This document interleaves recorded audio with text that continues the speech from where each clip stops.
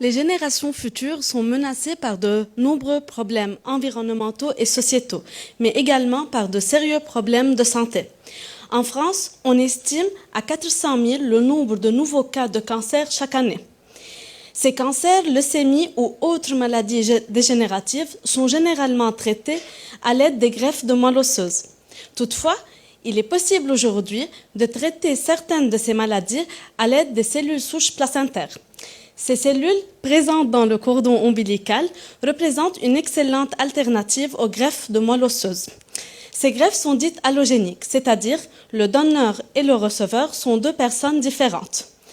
Prélevées au moment de l'accouchement, les cellules souches placentaires peuvent sauver énormément de vies.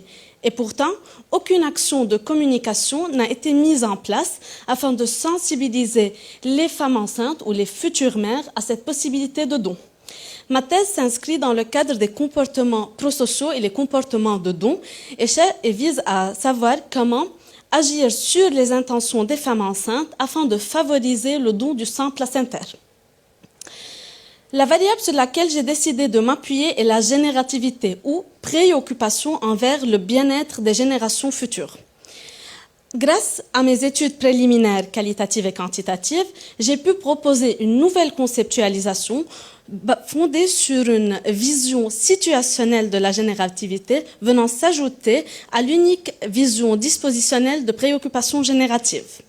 Ensuite, j'ai essayé de voir comment agir sur cette générativité situationnelle par un message de santé.